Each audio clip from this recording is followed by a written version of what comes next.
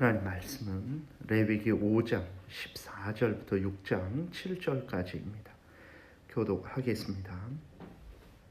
여호와께서 모세에게 말씀하여 이르시되 누구든지 여호와의 성물에 대하여 부지 중에 범죄하였으면 여호와께 속건제를 드리되 내가 지정한 가치를 따라 성소의 세겔로 몇 세겔 은에 상당하는 흠없는 순양을 양떼 중에서 끌어다가 속건제로 드려서 성물에 대한 잘못을 보상하되 그것의 5분의 1을 더하여 제사장에게 줄 것이요 제사장은 그 속건제의 순양으로 그를 위하여 속죄한즉 그가 사함을 받으리라.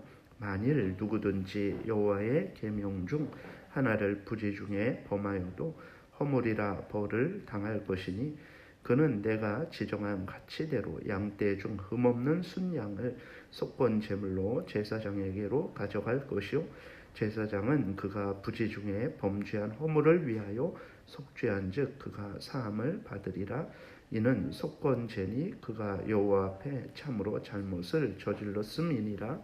여호와께서 모세에게 말씀하여 이르시되 누구든지 여호와께 신실하지 못하여 범죄하되 곧 이웃이 맡긴 물건이나 전당물을 속이거나 도둑질하거나 착취하고도 사실을 부인하거나 남의 잃은 물건을 줍고도 사실을 부인하여 거짓 맹세하는 등 사람이 이 모든 일 중에 하나라도 행하여 범죄하면 이는 죄를 범하였고 죄가 있는 자니 그 훔친 것이나 착취한 것이나 많은 것이나 잃은 물건을 주운 것이나 그 거짓 맹세한 모든 물건을 돌려보내되 곧 그 본래 물건의 5분의 1을 더하여 돌려보낼 것이니 그 죄가 드러나는 날에 그 임자에게 줄 것이요 그는 또 속건 제물을 여호와께 가져갈지니 곧 내가 지정한 가치대로 양떼 중 흠없는 순양을 속건 제물을 위하여 제사장에게로 끌고 갈 것이요 제사장은 여호와 앞에서 그를 위하여 속죄한즉 그는 무슨 허물이든지 사함을 받으리라. 아멘. 기도드리겠습니다. 살아계신 하나님 아버지, 오늘도 은혜를 내려주셔서 감사합니다. 하나님의 말씀을 전하고 듣습니다. 성령께서 역사하셔서 우리를 향한 하나님의 뜻을 잘 깨달아 알게 도우시고 또 하나님의 알려주시는 대로 또 잘 믿고 따르게 도우소서. 오늘도 우리와 함께하여 주시고 인도하여 주시기를 간절히 바라고 예수 그리스도의 이름으로 기도드렸습니다. 아멘. 오늘 읽은 본문에서는 이제 속건제를 드리는 내용이 기록되어 있습니다.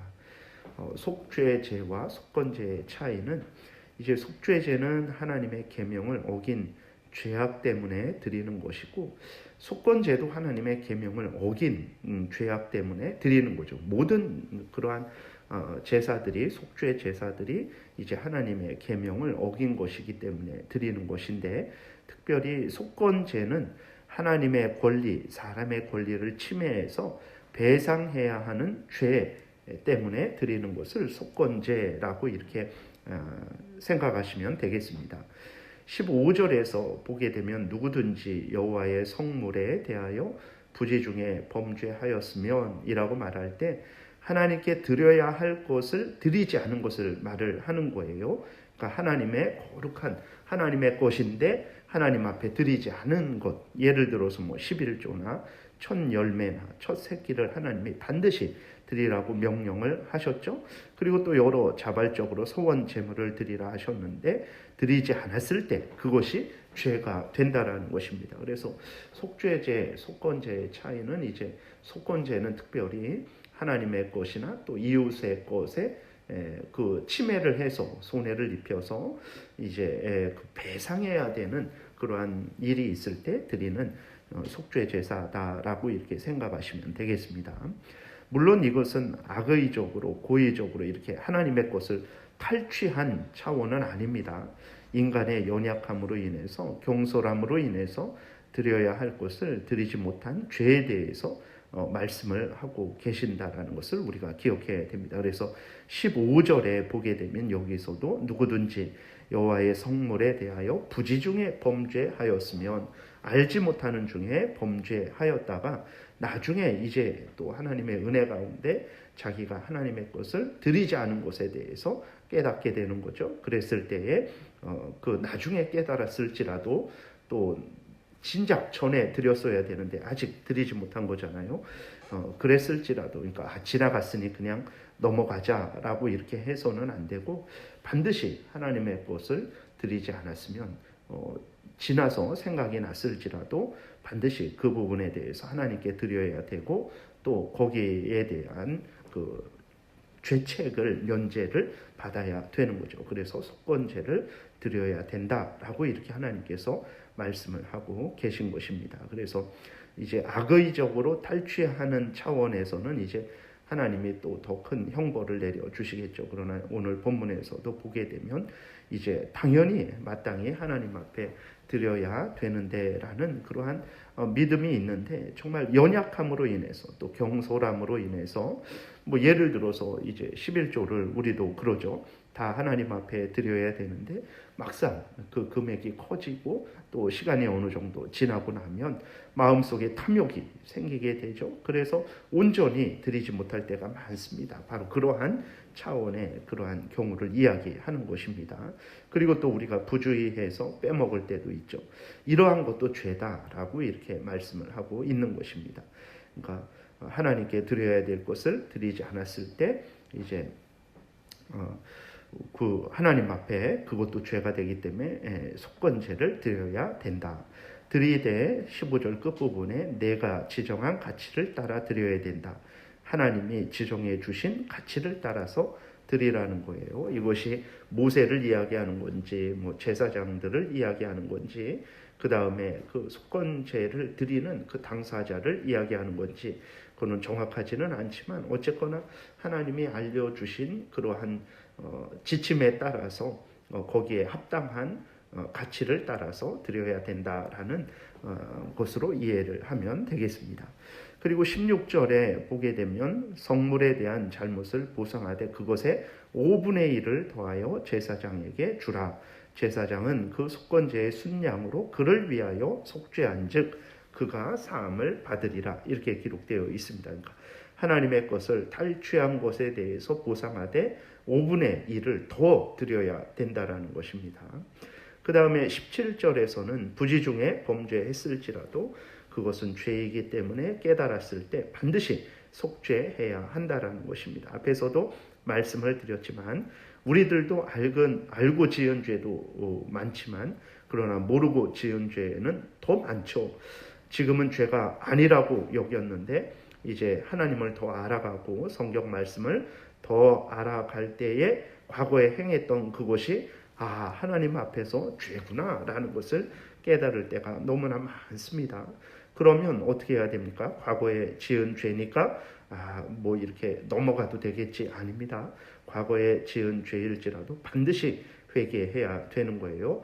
회개하지 않으면 그 죄는 여전히 나에게 죄로 남아 있는 것입니다. 물론 이제 우리가 일일이 우리가 행한 그러한 뭐 범죄에 대해서 다 일일이 모두 하나하나 회개할 수 있냐? 그러지는 못하죠. 여전히 죄를 짓고도 죄인지도 모르고 알고 지었으면서도 지나가 버려서 잊어버리기도 하고 또 이제 죄임에도 불구하고 그것이 죄인지 모르고 또 평생을 지나칠 때도 많죠. 그럼에도 불구하고 우리 하나님의 은혜 가운데 섭리 가운데 그 죄가 기억나고 생각날 때에는 반드시 그 부분에 대해서는 우리가 회개를 해야 된다는 것을 늘 잊지 말아야 됩니다. 그리고 회개를 했는데도 진실로 중심으로 하나님 앞에 회개를 했는데도 또 그 죄가 떠오를 때가 많죠.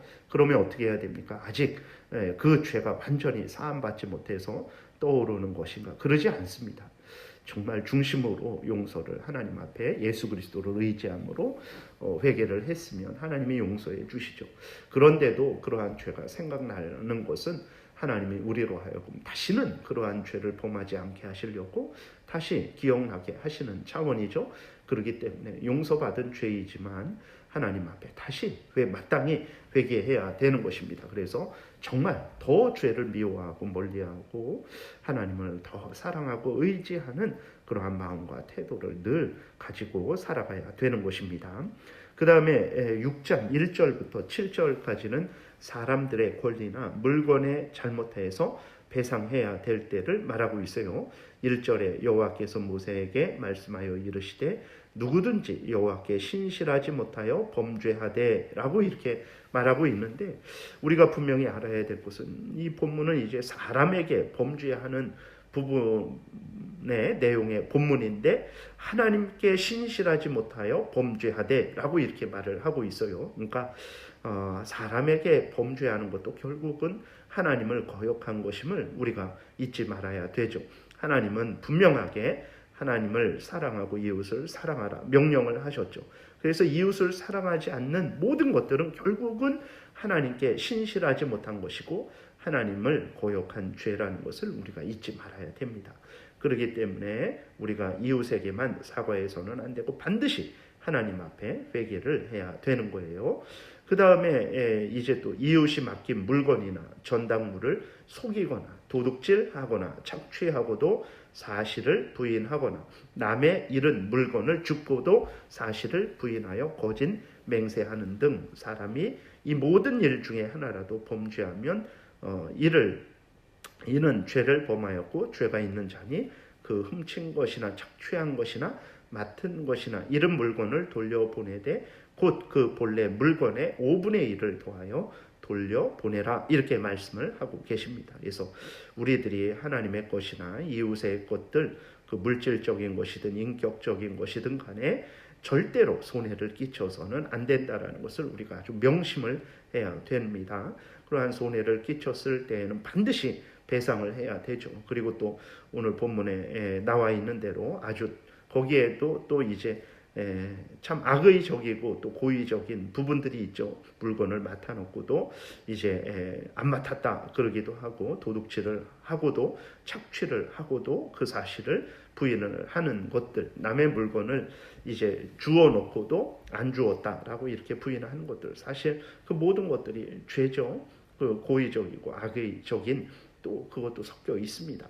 참으로 우리 죄에는 그러니까 항상 이렇게 복합적인 부분이 있다라는 것을 우리가 늘 잊지 말아야 됩니다. 거기에는 그러니까 여러 가지가 함께 섞여 있는 거예요. 그러니까 어떤 범죄 행위가 하나 일어났을 때에 거기에는 참으로 우리들의 참 여러 그러한 죄성들이 함께 있다라는 것을 우리가 늘 잊지 말아야 되는 것입니다. 그 다음에 이제 그 본래 물건에 잃은 물건, 착취한 물건, 훔친 물건 이러한 것들을 돌려보내야 됩니다. 근데 돌려보낼 때에 역시 5분의 1을 더하여 돌려보내야 된다. 행한 일들이 참으로 하나님의 것을 탈취한 것이고 이웃의 것을 탈취한 것이죠. 아주 잘못된 것입니다. 그렇기 때문에 반드시 배상을 하되 오히려 거기에 5분의 1을 더해야 된다라는 것을 알려줌으로 인해서 하나님의 것을 탈취했을 때 그것이 하나님의 것을 부지 중에 탈취했을지라도 그것은 큰 죄다. 그 다음에 이웃의 것을 또 이렇게 탈취한 것도 큰 죄다라는 것을 이제 아주 분명하게 인식시키고 있는 거죠. 그리고 5절 끝부분에 그 죄가 드러나는 날에 그 임자에게 주라 이렇게 기록이 되어 있는데 이것은 무엇이냐면 앞에서는 이제 인간에게 죄 줬으니까 하나님에게는 회개하지 않아도 되는가? 아니죠. 인간에게 지은 죄는 결국은 하나님의 명령을 어긴 것이기 때문에 반드시 하나님에게도 회개해야 되는 것입니다. 먼저 하나님께 회개해야 되죠. 근데 그 5절 끝부분에 이제 죄가 드러나는 날에 그 임자에게 줄 것이요 라고 이렇게 기록된 것은 무엇이냐면 또 이런 잘못도 있죠. 하나님께 회개했으니까 내가 피해를 입힌 인간에게는 넘어가도 되겠지. 아닙니다. 그러면 안 돼요. 하나님께 회개했을지라도 피해를 입힌 그 인간에게, 이웃에게 반드시 회개해야 됩니다. 거기에 대해서 사과하고 배상을 해야 되는 거예요.